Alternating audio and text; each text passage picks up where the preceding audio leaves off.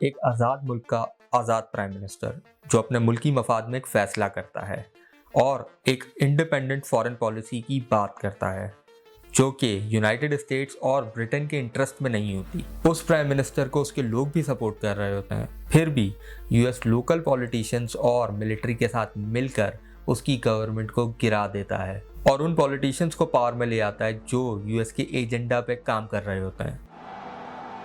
मैं बात कर रहा हूँ ईरान के प्राइम मिनिस्टर मोहम्मद मुसद्दक की, जिनकी गवर्नमेंट को यूएस ने रिजीम चेंज के ज़रिए गिरा दिया था और इस बात का एतराफ़ 2013 में CIA के डीक्लासिफाई होने वाले डॉक्यूमेंट्स में किया गया, यानी कि तकरीबन 60 साल बाद। आप कुछ और समझे थे ना? लेकिन आखिर यूएस ऐसा करता कैसे है? इस बात का जवाब आज हम किसी केबल से नहीं बल्कि फैक्ट्स के साथ समझेंगे।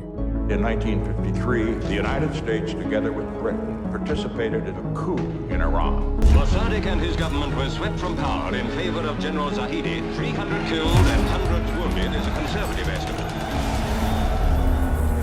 TPAJAX CIA के उस ऑपरेशन का कोड नेम है जिसके जरिए ईरान के प्राइम मिनिस्टर मोहम्मद मुसद्दक की गवर्नमेंट को गिराया गया। इस तमाम ऑपरेशन के दौरान आलाकार बने लोकल पॉलिटिशियंस जिन्होंने सबसे पहले मुसद्दक को पॉलिटिकल प्रोपेगेंडा करके कमज़ोर किया। इस अमल में उनका साथ दिया ईरान के सबसे ताकतवर आदमी रज़ा शाह ने, जो कि ईरान का मोनार्क था।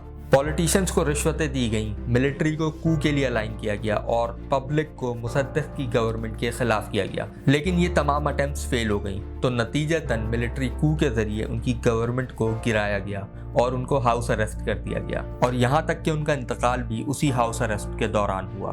मुसद्दक को वज़ीर-ए-आज़म बने 2 साल हुए थे, जिसके दौरान उन्होंने मोनार्क रज़ा शाह की अथॉरिटी को कई जगह चैलेंज किया, लेकिन सबसे बड़ी वजह बनी मुसद्दक का ईरानियन ऑयल इंडस्ट्री को नेशनलाइज करना, जो कि पहले ब्रिटिश पेट्रोलियम कंपनीज ऑपरेट कर रही थी। Have we ever tried to meddle in other countries' elections? Oh, probably, but it was for the good of the system in order to avoid the communists from taking over. For example, in Europe, in 47, 48, 49, the Greeks and the Italians, We don't do that now, though. We don't mess around other people's elections, Jim. Only for a very good Can cause. you do that? Do a Vine video on a former CIA director. Only for a very good cause in the interests of democracy. All right, thank you. जैसे कि ये farmer CIA agent फरमा रहे हैं कि waste की जानिब से डेमोक्रेसीज को उस वक्त तक सपोर्ट किया जाता है जब तक वो उनके काम की होती हैं, और ईरान वर्ल्ड वॉर 2 के बाद एक यंग डेमोक्रेसी के तौर पर उभर कर सामने आया था। यहाँ ये भी वाज़ेह रहे कि ये 20th सेंचुरी का स्टार्ट ही था, जब मिडिल ईस्ट में नया पाकिस्तान नहीं, नया नया ऑयल डिस्कवर हुआ था। And here we have a serious problem. America is addicted to oil. America is addicted to oil. So as Britain, so as other European powers. फिर कोल्ड वॉर भी अपने पीक पे थी, तो जहाँ जहाँ यूएस को ये खतरा लाहक हुआ कि वहाँ सोवियत यूनियन का इन्फ्लुएंस हो सकता है, तो वहाँ उन्होंने अपनी मर्जी की गवर्नमेंट इंस्टॉल करने की कोशिश की as a measure of US foreign policy. World war 2 के बाद से तकरीबन यूएस 83 रिजीम चेंज की अटेम्प्ट्स में इन्वॉल्व रहा है, जिसमें से 72 सिर्फ कोल्ड वॉर के दौरान हैं और 7 वो डॉक्यूमेंटेड गवर्नमेंट्स हैं जिन्हें यूएस ने ओवरथ्रो किया। By one count, the United States has interfered in more than 80 foreign elections between 1946 and 2000. And that doesn't count US-backed coups and invasions. And now comes this question कि US ऐसा करता कैसे है? तो ये 5 तरीकों से किया जाता है।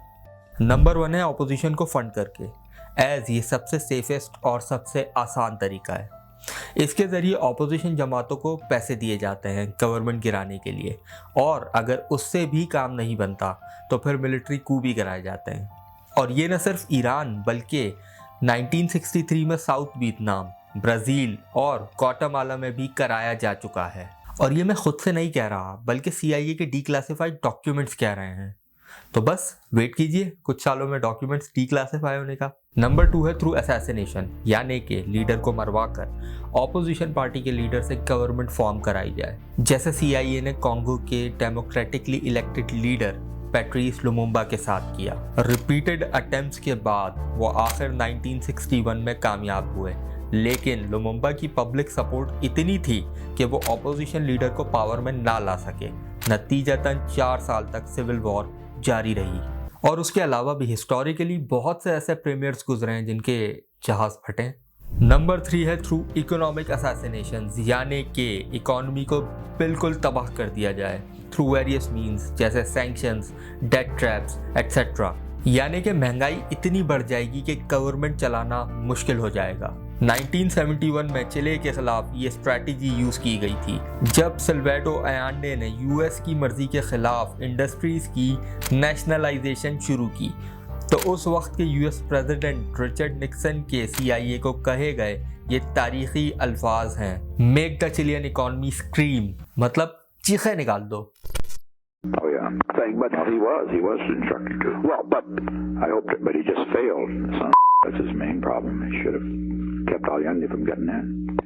और फिर यही हुआ जब 1973 में कू हुआ और उनकी गवर्नमेंट को घर जाना पड़ा। नंबर 4 है मीडिया को खरीद के, जैसे मीडिया हाउसेस को इस्तेमाल करके पब्लिक ओपिनियन शेप किया जा सके और उन्हें हुकूमत के खिलाफ भड़काया जा सके। एक बार एक CIA ऑफिशियल ने यह भी कहा कि न्यूज़पेपर्स और मीडिया हाउसेस को ख़रीदना ज़रा मुश्किल होता है, उसके कंपैरेटिवली जर्नलिस्ट और रिपोर्टर्स को ख़रीदना ज़्यादा आसान होता है। इससे आपको ट्विटर पे जल्दी कैंपेन याद आ रही है ना। और नंबर 5 है ऑरेंज रेवोल्यूशंस जैसे कियोस क्रिएट करके, जिससे लोगों को हुकूमत के ख़िलाफ़ उकसाया जा सके, जैसे CIA ने ईरान में मोहम्मद मुसद्दक़ की गवर्नमेंट के ख़िलाफ़ किया और इसके करने में उन्होंने बहुत पैसा खर्च किया था। तो क्या पाकिस्तान में पिछले कुछ दिनों में जो कुछ हुआ वो यही था? और क्या आगे जाकर इमरान खान को हाउस अरेस्ट और खुदा न खास्ता असैसिनेट किया जा सकता है? आपकी क्या राय है हमें कमेंट्स में बताएं। उसके अलावा इस टॉपिक से रिलेटेड एक बहुत अच्छी बुक है जिसका नाम है the confessions of an economic hitman, उसका लिंक मैं डिस्क्रिप्शन में दूंगा। गो गिव इट अ रीड। मिलते हैं अगली वीडियो में।